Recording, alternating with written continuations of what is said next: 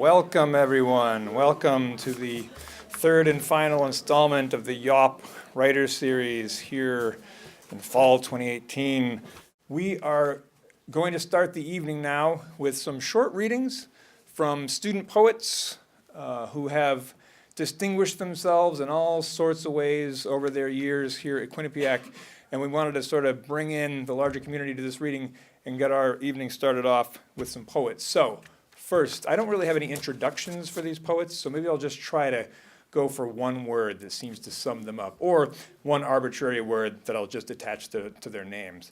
So first of all, let's hear from the unflappable John Acker. Let's hear it for John Acker.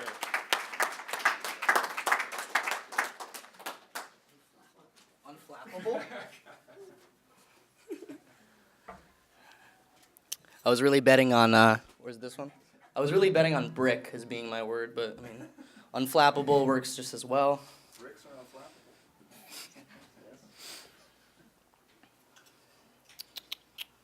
unflappable. Bear with me. I don't know how to work technology.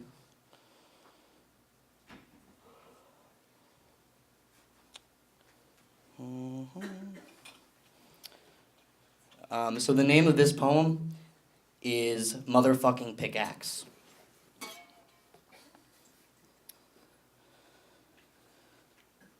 It all starts with the first word. That's the hardest part of any poem, of any confession. The first motherfucking word is always the hardest.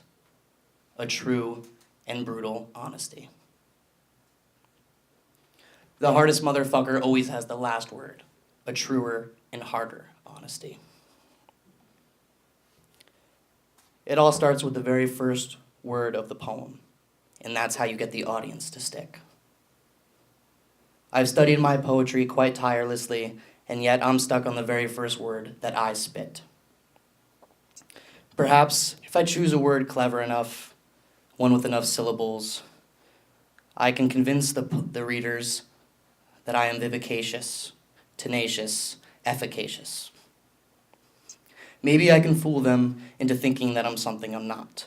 Maybe I can fool them into thinking that being a poet automatically makes me hungry in heart and in mind. Maybe I can fool myself into doing more things that poets do. More things for my health. Maybe I'll do more of these things if I say it's for my craft rather than for me instead. I will do more things that poets do, like drink less water and more juice. The more fruitful my knowledge, the more I eat, and yet the ever more hungry I grow. The truth about it, though, is that I am none of these feelings. I am the sour and rotten words that everyone has left to gather dust. I am a most unfaithful promise because I choose my words before I let them run rampant in the streets. There is nothing organic about the poet's mind. I am mirth, I am dirt, guile, rust, silt, mud, and sludge. I am a poet who dreams sweet and tender dreams of a life that I myself cannot produce. And if the poet is a catalyst for change, then let me change the way I look at myself and everything around me. Damn, I hope nobody reads this poem past the name of its title. I hope that nobody realizes that I'm a failure. I hope nobody realizes that I am a small failure amongst greater and more beautiful failures. I don't want to be remembered for my lovely poetry and how it was tender.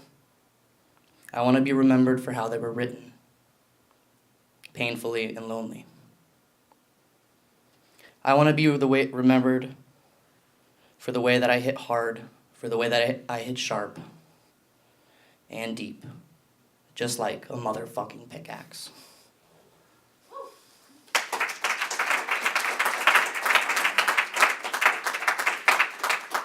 Thank you. That's right, let's hear it again for the brick, John Acker. The brick, John Acker. And now, for the hardly irascible but always inimitable Nung An. Here you go.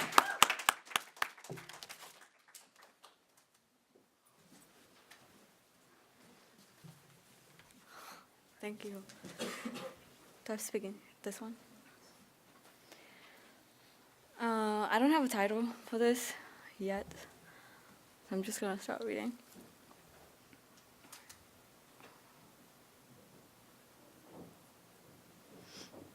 Sorry.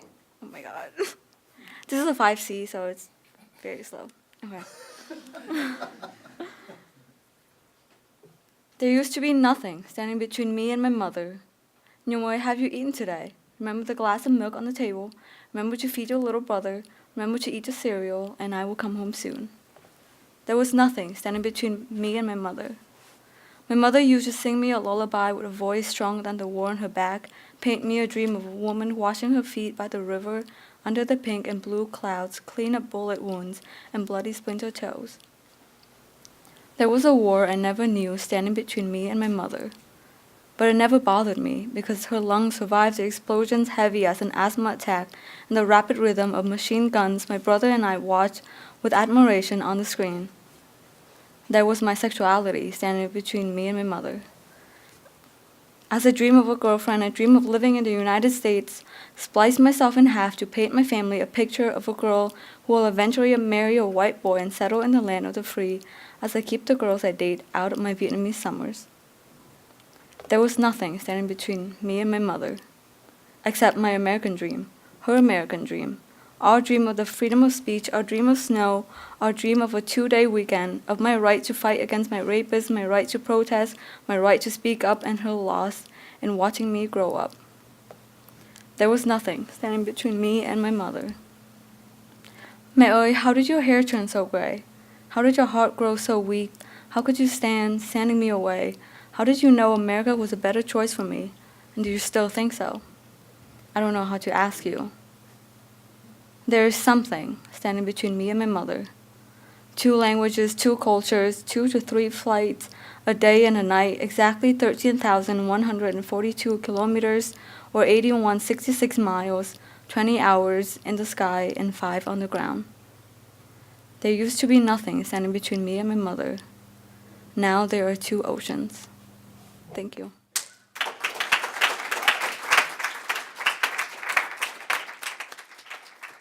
Thank you, Nung. Fantastic. Up next, the unstoppable Michael Fernandez. Let's hear it. You can't stop him. You can't stop him.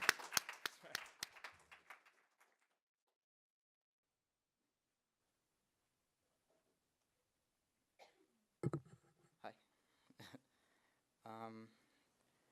I'm horrible at introductions, so I'm just going to start reading my poem. This is something I wrote recently. It's called Belong. Gym class in elementary school, he called me a border hopper and hopped over the white line while his friend laughed along. I had no idea what a border hopper was, so I watched his smug blue eyes in stunned, confused silence. Lunchtime in high school, he called me a dirty Mexican and waited for me to laugh to confirm it was okay. I'd awkwardly consent so that I could keep having friends, even though I didn't really get what a dirty Mexican was. I used to think I was Mexican because Mexicans are brown and come from a strange land and speak fluent Spanish, but Mexicans have different food and different accents and different traditions and different borders. Burritos, güey, mariachi, es como plátano, vaina típico, y Día de los Muertos, que maldita cosa eso. I just wanted to belong with them so that I could be a real border hopper and fully understand these words while watching him hop the white line. I just wanted to belong with them so I could be a real dirty Mexican and start directing the joke at myself without feeling awkward and guilty. Pero, ahora claro, I can finally see that I've always belonged with them because I am a dirty border hopper. Even though I was born in Massachusetts because Papi chased the American dream and given the name Michael because Americans can't pronounce Miguel, and taught English as my first language because no one has time to learn Spanish, and sent to a Catholic private high school because I need to prove extra hard that I'm smart, and assigned books on American history because other countries don't matter as much, and forced to memorize the pledge because it matters, though I don't know why. None of that is important at all. Because all that actually matters when being tested as a border hopper is that you have brown skin and you speak fluent Spanish. Thank you.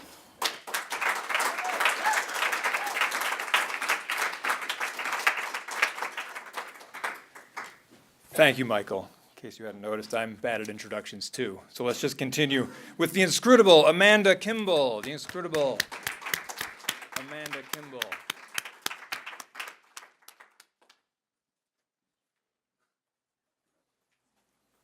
Hello. Oh, hello. Thank you, Ken. I also wanted brick, but I'll take inscrutable. Before I start, I just want to shout out Kyle and how awesome he is and the reason we're all here. So let's, yeah, Kyle! Also Jason. I got you. So this is an excerpt of a personal essay I wrote called Time as a Concept. As I'm sitting here writing this now, the time is 11:30 in the evening. This is typical. I found that I'm never able to write when the sun is out, at least not in the way that I'd like. Maybe it's the lack of distraction and noise, something that my ADHD-riddled brain considers the bane of its productivity. Homework for me is like bread in the toaster. I'm always waiting around anxiously to do it and get startled when a deadline pops up. Procrastination has become more of a crutch than a habit, and I'm not sure if I can walk without it. The conversation I have with my brain every time goes a little like this. Me, I have a paper to write. Brain, you have a week. Me, you're right. Me, I have a paper to write. Brain, you have 2 days. Me, that's true. Brain, you have a paper to write. Me, but I only have an hour. Brain, maybe you should have started sooner. I guess that's part of my relationship with time. There's never enough. I mean, there is, but it seems like there isn't. That's the catch, I guess, the big gimmick. We run around like chickens with our heads cut off, worrying about deadlines, and when we reach them, it's always on to the next. There's never a break or a pause or a universal sigh of relief. The world keeps spinning, and it's making me dizzy. The craziest part about it is that the world has been doing this for years. Years and years, and we think we're special. As people, we've been around for 0.004% of the time Earth has existed. This does not occupy a special place in the universe. This hardly constitutes a special place on Earth. And then what exactly is the point? I'm supposed to tough it out for 90 years before I earn my freedoms from sentience? Struggle along, sad, tired, and unenthused that my parents don't regret having me? What's the big deal? Yet here we are. Here we are wasting away while we believe we hold some sort of significance toward anything. And, well, maybe we do. Maybe there is a point to all of this, and I let my nihilism get the best of me. But time as a concept is fucked up. Turns out it's the #1 cause of death. It's also the bane of my overwhelming anxiety. The funny thing about anxiety is that you have absolutely no control over it whatsoever. Isn't that hilarious? I often find myself sweaty and out of breath whenever I enter any sort of meeting or appointment, even though I'm always early. It's as if my head is the clock and the hands are draped around my neck like a scarf, slowly getting tighter and tighter, choking me until I reach my destination. I'm so anxious about being on time to things that I turn into a giant ginger Godzilla toward anyone who might inhibit this. It's one of my many faults, and I want to apologize to anyone I scorched while I was breathing fire. Blame time and its hold over me. You can also blame time for my depression. The years keep ticking by, and what do I have to show for it? Moderate to slightly above average intelligence and the ability to eat a family-sized bag of chips in one sitting. Whoopee. I have an existential crisis over this at least once a day, mostly at night, like when I'm typing this. But I'll wrap it up at risk of wasting any more time. I've read several takes on the subject of time, but my favorite, and the one I resonate most with, is from the poem Air and Light in Time and Space by Charles Bukowski. Baby, air and light and time and space have nothing to do with it and don't create anything, except maybe a longer life to find new excuses for. I don't know if my relationship with time will ever be a positive one, and just as Bukowski told me I would, I will continue to make excuses based on the concept. Maybe when I'm old and senile, waiting for the sweet release of death, will I be grateful for it. Maybe I'll resent it even more. As the platitude goes, only time will tell. Ba-doom-ts.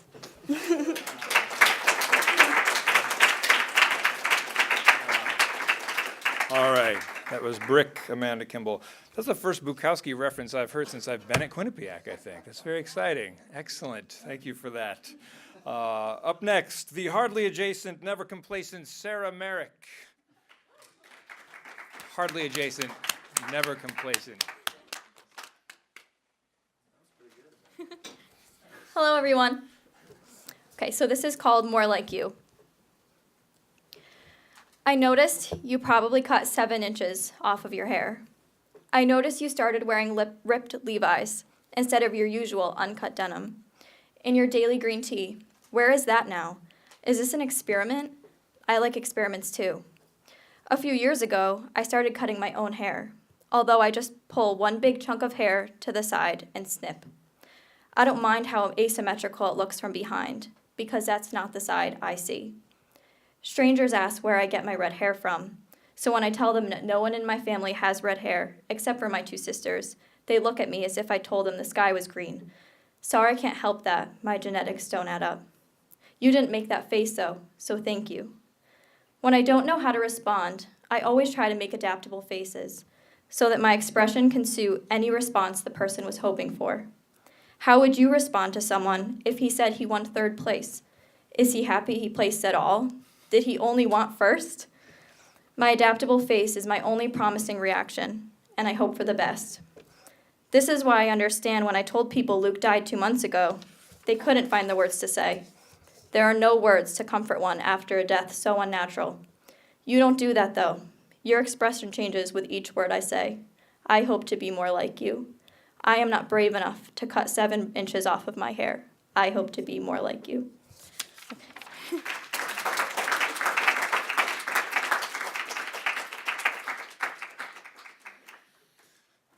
Thank you, Sarah. Okay, and our last poet for this phase, this portion of the evening, is the iridescent, effervescent, ever-present montage bigwig, Rosie Persiani. Let's hear it for Rosie Persiani.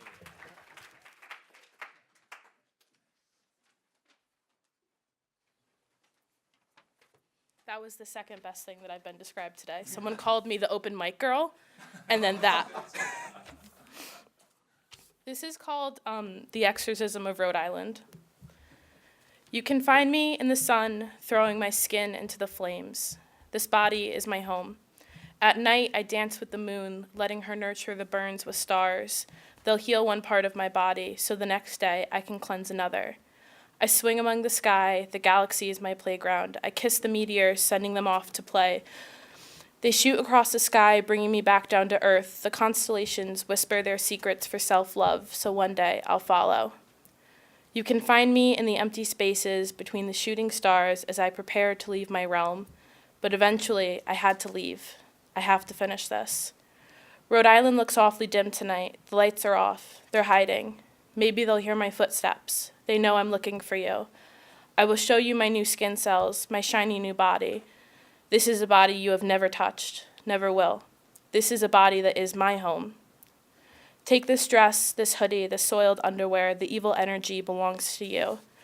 The darkness I've been running from lives inside you. The sun has soothed my soul. The moon has filled my scars. I am new, not different, but improved. I have proved you wrong. I have you beat. I am free. Rhode Island, I finally stopped visiting you.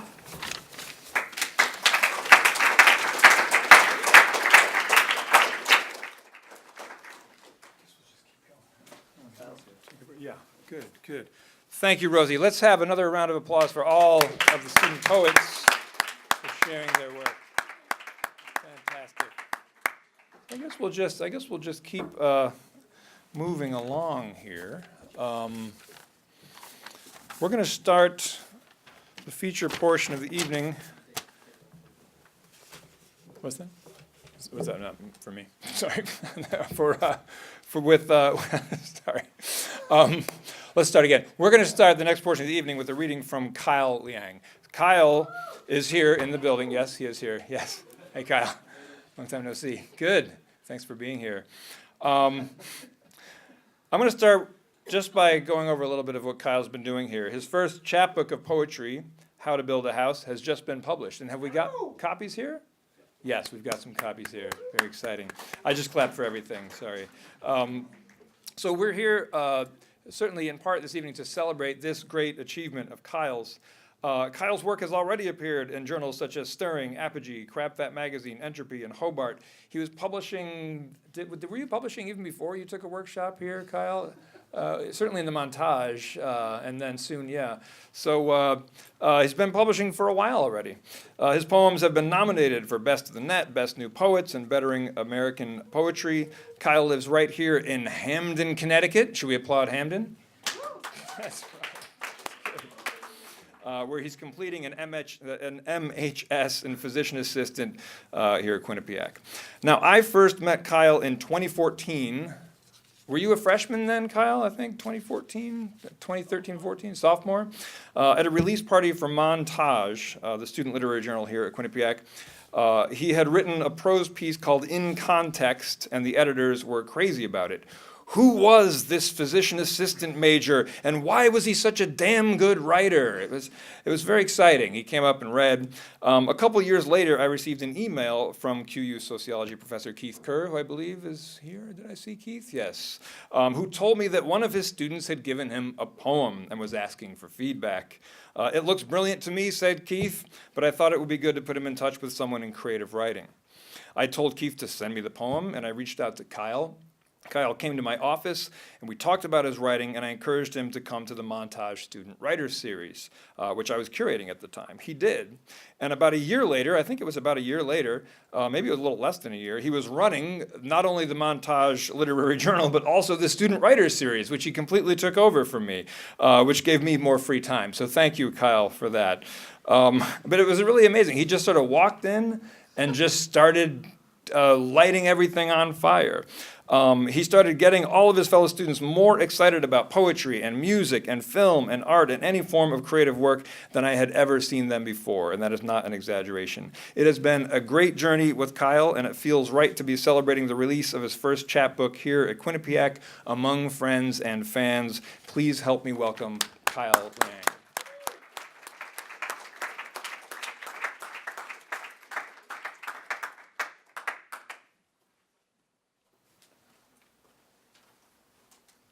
Thank you, Ken. That was actually that's probably the best introduction I've ever received. Thank you. I don't know if I'll ever receive an introduction quite like that. Thank you, everyone, for being here. Thank you, Jason, my poetry mentor, former professor, for having me here today. I see a lot of professors, a lot of family and friends. I really appreciate you all coming out, especially because I drove up from Manhattan today to get here. And I knew I was going to be late when I decided that Google Maps wasn't enough. I needed a second opinion. And so I pulled up Waze, like when you go to a doctor and you're like, are you sure I have diabetes? And you're like, let me see another doctor.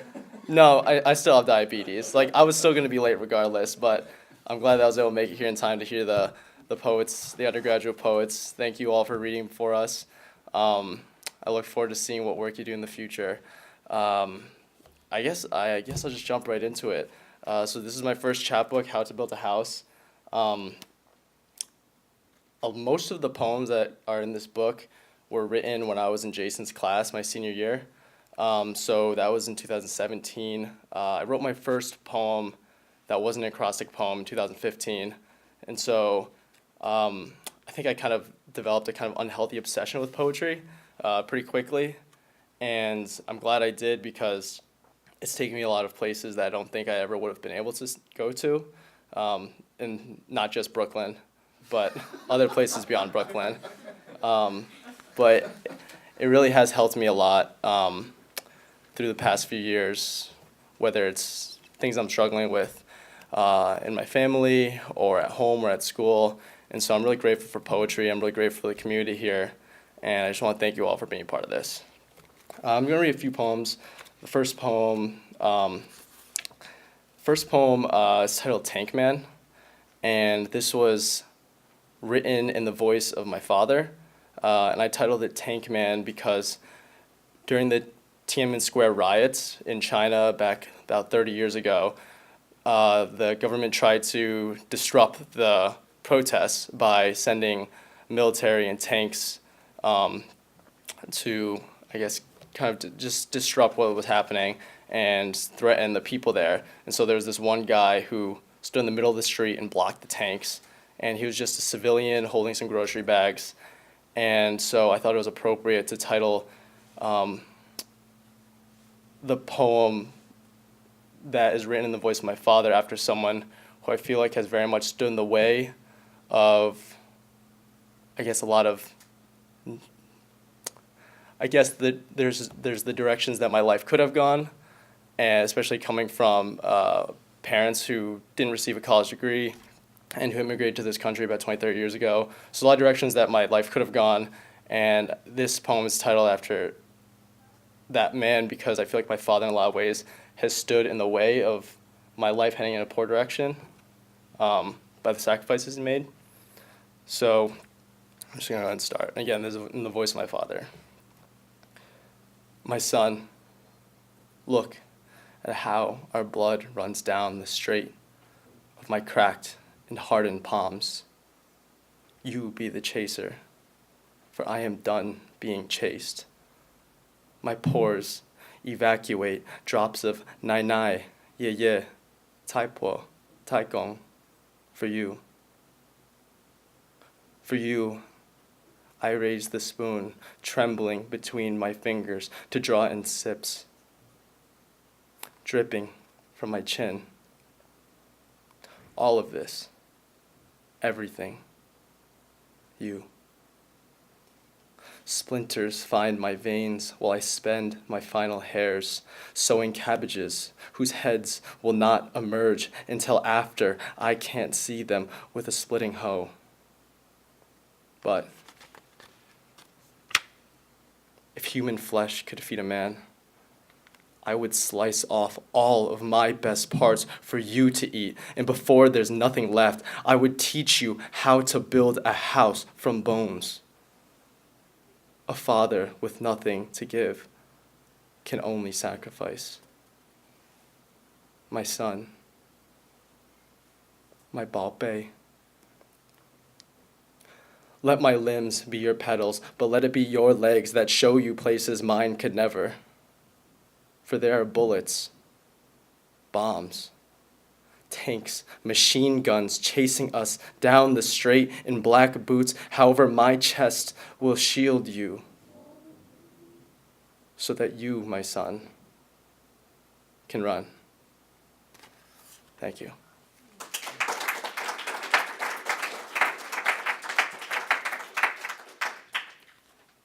So that's kind of where I got the title for How to Build a House. One of my favorite quotes from my favorite poets, I saw him once tweet. I don't know if you call it quote. Quote sounds better than tweet. But he once tweeted that he said, "My poems are braver than I am." And so I think tonight I'm really going to try to be as brave as my poems are. And this next poem is titled "An ABC in a Dim Sum Restaurant." ABC is kind of like a slang term that older people call young Asian kids like me or like my brother who's here today, because it stands for American-born Chinese. It makes it very clear that we're neither Chinese nor American. It's like you're in between, and I feel like there's nowhere that I'm more cognizant of that than when I'm at a dim sum restaurant and I'm trying to remember all the correct mannerisms of being a good Chinese son. And so this comes like right in the middle of my chapbook, and since chapbooks are kind of meant to be read in one sitting, I really wanted sections to be read like prose. So this is kind of like there's a prose poem with footnotes in it. I haven't read this out loud before, so I'm interested to see how this is gonna go. Like I said, it's very much prose-like, and if you pick up a book, you'll be able to see. An ABC in a dim sum restaurant. The door opens and a bell rings. Grandma walks in, followed by Grandpa, followed by Grandma's left leg. 1. Grandma suffered a stroke in 1995 that resulted in paralysis of her left side. I jump to my feet and anxiously stand behind the chair. 2. Waiting for the eldest to sit at the table first displays respect.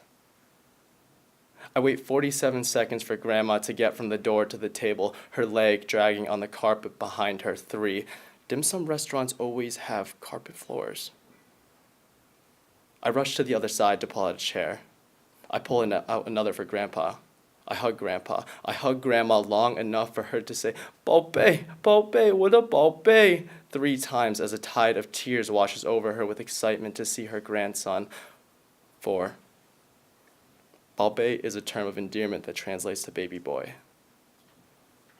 I rush back to my seat and grab their teacups to wipe clean with my cloth napkin before they have a chance to reach for them. 5. Teacups are wiped thoroughly to ensure that they will be clean to drink from. I carefully pour out the steaming chrysanthemum tea, perhaps burning myself in the process. 6. Guaranteeing another person's health and happiness at the cost of one's own is the greatest form of endearment. I smile at them. They smile back. Grandpa gives me a thumbs up, and both him and Grandma tell me I'm handsome. I thank them. They smile. I smile. 7. I was the only Chinese boy in my class from kindergarten until 8th grade, so I stopped speaking Mandarin at home no matter how many times my parents begged me because I claimed that no one else spoke it and that living in the United States meant that Mandarin was useless. This later severed my ability to communicate with my grandparents. Mom slaps my leg under the table as I look around the restaurant. 8. Mom hates when I shake my leg under the table.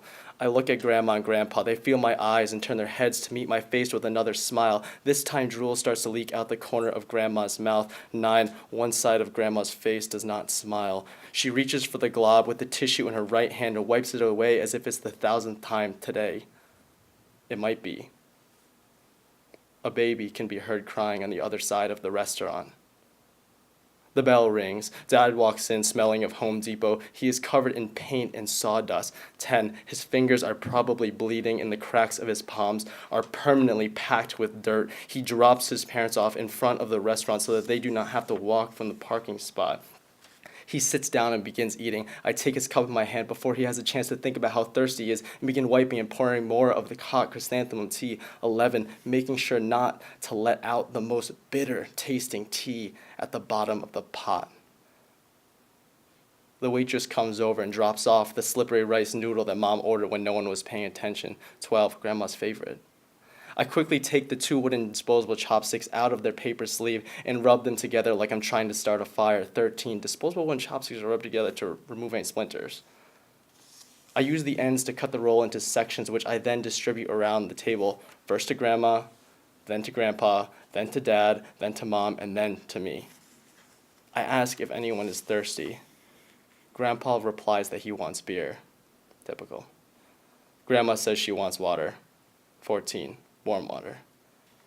I rehearse what I'm going to say to the waitress in my head before standing up and yelling our family's order to her in Mandarin, only to find out that she speaks Cantonese. 15. A failure to overcompensate. Thank you.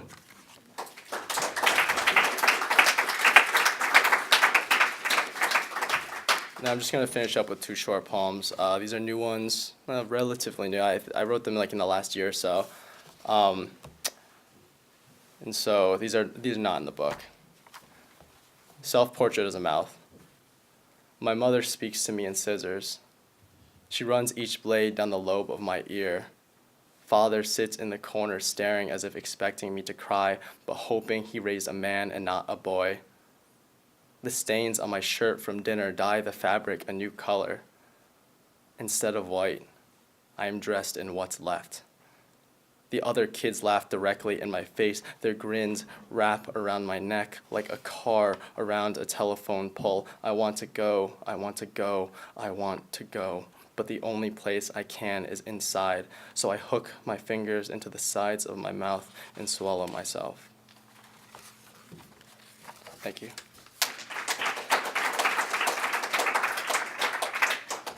And just another short last poem. I wasn't going to read this one, but I saw my grandfather the other day, and he has Alzheimer's, and he's been declining a lot over the past year. And I wrote this poem a few months ago, and I just thought it would be nice to kind of honor him, because one of the things that always interests me whenever I go home is that there's this kind of, not even just the translation from English to Chinese, but I think what really interests me is between family members. I think we tend to leave a lot out when we're talking to them in order to protect them. And so this poem is on the left-hand side written in English and the right-hand side in parts written in Chinese.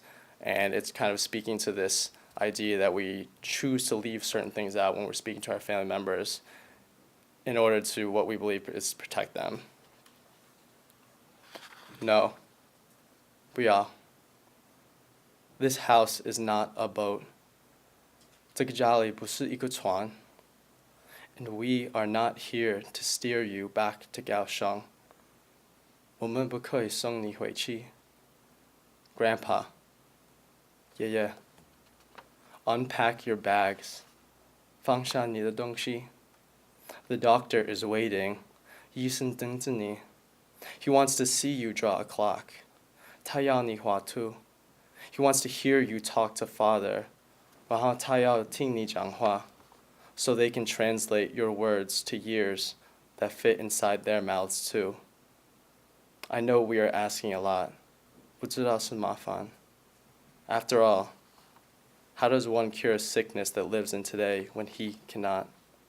How does one beg their hands to turn off a stove if their fingers only remember how to bait a hook? You can't. 可是你需要. All right, thank you very much.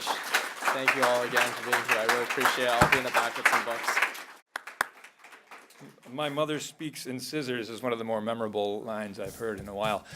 Just great. And Kyle, I think he does have books available for purchase and probably will be happy to sign some on our way out. So after we're done with the reading, please say hi to Kyle, maybe grab a book, and I'm sure the same is true for our next poet. Named one of the 100 most influential people in Brooklyn culture by Brooklyn Magazine. Jason Koo is the author of 3 full-length collections of poetry: Man on Extremely Small Island, America's Favorite Poem, and the brand new More Than Mere Light. He is an associate teaching professor of English right here at Quinnipiac University, which many of you know for sure since you've taken his workshop. He is also the founder and executive director of Brooklyn Poets and creator of The Bridge at poetsbridge.org, where young poets and more established poets can connect to network and receive feedback on their work. It has been a privilege to know and work alongside Jason Koo for the past 6 years. Has it been that long? Not only is he a prolific poet, but he is also a community organizer on a grand scale. He founded Brooklyn Poets back in 2012, and he has curated countless public readings, web features, podcasts, workshops, writers' retreats, and more. And by doing so, he has already put an indelible stamp on the history of Brooklyn poetry. He is a dedicated teacher, one who is always excited by the possibilities for new poetic expression in the classroom and across the campus. I have judged the Donald Hall Poetry Prize with Jason for these past 6 years, and it's one of the brightest spots in the school year, sitting and discussing the details of this wondrous batch of poems from students who care enough to put their work together and send it in. Jason is a careful reader, and he's a generous reader. He looks for skillful writing, of course, but he also looks for poets who are willing to risk something, who are willing to be honest with themselves as they grasp for the language that can somehow rise to the occasion of expressing who they really are. I should also mention that Jason got married this past summer in Brazil, so let's hear it for Wedded Bliss. All right, and finally, I can say from experience that it is always a great pleasure to listen to Jason read from his work. So please help me welcome Jason Koo.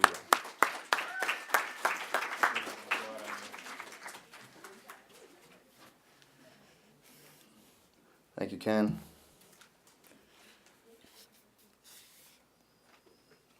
Sunset Park. This morning, turned in bed, I thought of lying like that with you in Sunset Park under the trees, kissing like it was the only thing that mattered, like lips and tongues and saliva could be endless. There was no other happiness but that. We'd stop every now and again and look up at the long swaying of the branches, the shifting of the leaves, as if the first couple on earth, amazed at our own luck. I can't remember how we got to the park or what we did after we left. I just see us sprawled in our blanket under the trees, high up on the hill, our mouths full of each other. So many small things took size from that sprawl. I want to be on that hill with you again, not worrying about anything, not caring about anything, content to look at you instead of the city shimmering on the horizon. There were so many days I missed between now and then, so many moments you looked at me trying to get back to that time, leaning in and closing your eyes to kiss me, and I kissed you routinely in return to whatever dumb thing I was doing. I can see the sadness in your eyes across so many of those days, reflection of the ship departing. But the beginning of our life together, immortality. I can see the light lengthening the small floors of our apartment, where you always seem to be stationed, working on your yoga classes, writing in your little notebooks with your 5 different colored pens, or trying out different poses, sometimes popping up into a handstand, your long hair softly extending down the space from your head to the floor. What was I doing then? Is it possible I was just watching you? Not doing anything? Writing? Reading? Just secretly observing you, marveling over you. Those days we'd start to cook, and halfway through the warming of something, we'd be kissing, unable to stop, hands all over each other, mouths probing and probing, clothes yanked onto the floor, furniture pushed back, soon the smell of something burning. The first time I hurt you, you asked me if I remembered those times. Our dirty text message is now some form of purity. I said yes. You said, a little sadly, those were good times. I thought of Yeats's phrase, a little sadly. Those were times not long before the first pain, only a few months removed, more than a little sadly. Hard to believe we could live through bedbugs then, still happy, me sealing up all the things in my bedroom in big blue Ziploc bags and staying at your place, not touching you at the door when I got there, but going straight to your shower and taking off my clothes and sealing them in their own blue bag, then striding naked into your living room like some warrior king. Those cold days emerging out of your apartment feeling not quite formed, but endless. Not knowing anything about New York, but thinking you were the key. Going to the little coffee shop where you introduced me to the cappuccino. Feeling out of place while we waited in line, thinking everyone there had a PhD in coffee. How much smaller my world was then. How happy. I like to say to you as things got worse how happiness didn't matter, how our lives, our work were what mattered. If you had these things you believed in, you didn't stop to think about whether you were happy. That was a luxury, an elixir that didn't last. But now I know I didn't think it mattered because I was happy. Despite the sadness, there was always you there, endlessly beside me. I took and took and took from that source without offering the least endlessness in return. I never thought it was possible to lose you, I now see. That now see such a stupid phrase I'm doomed to repeat endlessly. Floating in the now sea of these seconds without you. No current toward a future, no horizon. If I could just make it last with a little more effort, a little happy. How simple it all seems. Touching your face, seeing you again, kissing you kindly, making you happy.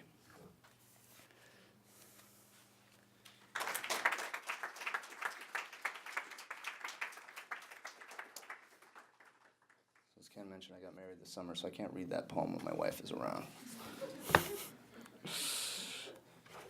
I mean, I can, but it's better if she's not here. She's like, why aren't all the poems in your book about me? I was like, because I met you after I wrote them. That would be one reason. So if you don't know Sunset Park, that's in Brooklyn. That's where I used to live. In fact, I lived in Sunset Park shortly before I got this job, right? So the woman I'm talking about in this poem, some of the English faculty here may remember her. She came to like the first, what was that picnic they have like before school starts? I think that was the first and last time I attended that picnic. That's what I was thinking about as I read this poem. Being out in the grass outside CAS1, eating bad sandwiches, and laughing at everyone's jokes to make sure they liked me. I don't do that anymore. I just stare at them. So This is the book, More Than Mere Lights. My new book came out in June. There's a lot of really sad breakup poems in here. I usually also never read that poem because it's super fucking sad. So it won't all be like that today. Thank you for coming. What an amazing lineup of readers. I mean, I almost didn't want to read because those poets were so good. Y'all should be really proud of yourselves, and the rest of you should be proud of them too. This just sounds like I'm a dad talking or something. I feel like I'm preparing myself to be a dad. So embarrassed now. But truly, amazing poems, and I think pretty much all the poems, except for I think Sarah's, was something new that I hadn't seen in my own classes. So it's good to know that you are indeed still writing poems after class, which is the important thing. In fact, I talked about that today in my own class. That's probably the hardest thing to do as a poet, is to keep writing poems when you no longer have to do it for homework. So I'll read this poem, maybe one more kind of sad one, just because it is located at Claire's Cornucopia, which many of you may know, which is the little restaurant in New Haven, which has been there ever since I was a student, which is a long fucking time ago now, in the mid-'90s. So I went back there after this breakup and was just thinking about all the time that had passed. This was the favorite restaurant of my first girlfriend in college. Wow, all the students here for extra credit are really getting some good tidbits to write about in their extra credit responses. I liked it when you said your first girlfriend liked Claire's Cornucopia. I'm imagining reading that sentence now. Claire's Cornucopia.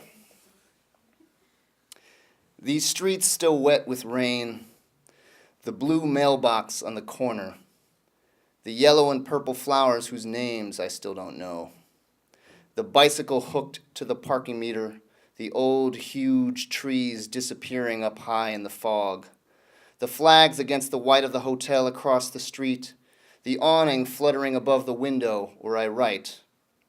All of this making up a world now without you, unbearable, the mailbox, blunt there, bluely. Letters still dropping down inside it, mattering their destinations. Preposterous the rain touching the soles of shoes and dampening footprints all over the city, moistening the going, as if any of it mattered, no you in it, no rowing to the going. I see these stupid trees, 16 years they've been here without me, walking under them a student, singing stupid songs of me in my head, mattering, making up the leaves. I couldn't tell you how they looked then because I wasn't really looking, was I? Just thinking of meeting a you who could make that me mean something, join it to the world as a world. And in the meantime, I've gone and met you and made that world and wrecked it. And now I'm back here looking at these trees no different, except now I'm not simply without you, I've lost you. 16 years added to these trees, these streets, these parking meters taking credit cards instead of quarters, this window harboring so much looking, so much light shafting through, so many rains like this one feathering against it. And all of it sits like subtraction, the years, the world, puffed up in me, then withdrawn, like the flag swelled and sailing, then dropping limply back against the light.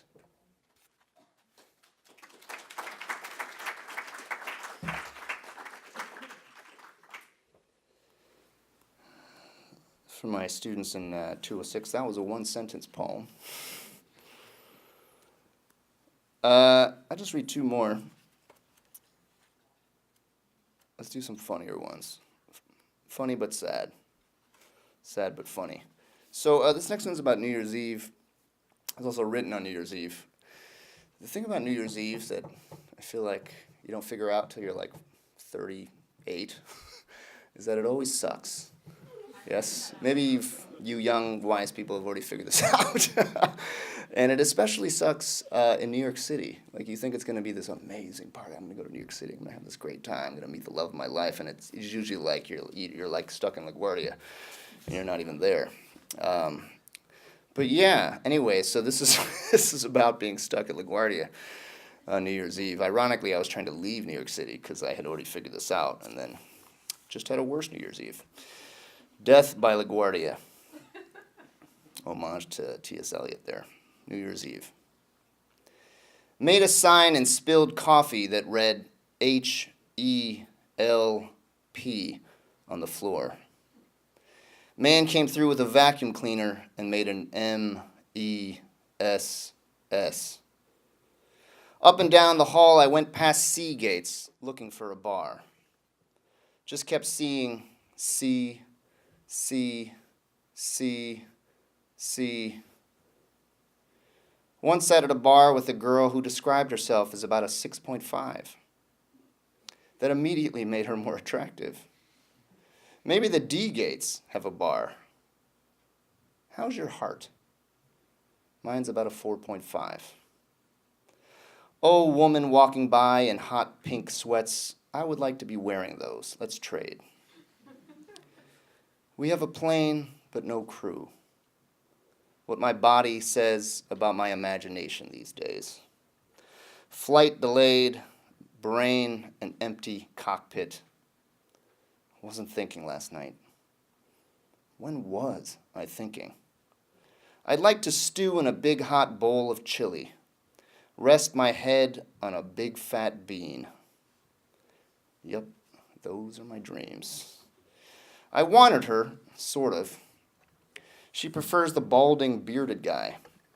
Though every time we kissed, she marveled at my hair, how much of it there was. At my physical yesterday, the nurse declared me not 6'0", as I believed I was for the past 23 years, but 6'1". I've inched ahead, possibly because of a good hair day. Are you wearing shoes? She asked, staring at my obviously bare feet. Last night I wasn't thinking while another man used plethora and dearth in the same sentence. Been studying his SAT flashcards. Abrogate. My sister once made a flashcard for this. Ah, bro, there's the gate. Meaning you abolished, bro. Mainly I wanted the evening to be warm, romantic, and sure. Instead, it's a little disappointing. The common theme among all these evenings is I am a little disappointing. That's the end of that one.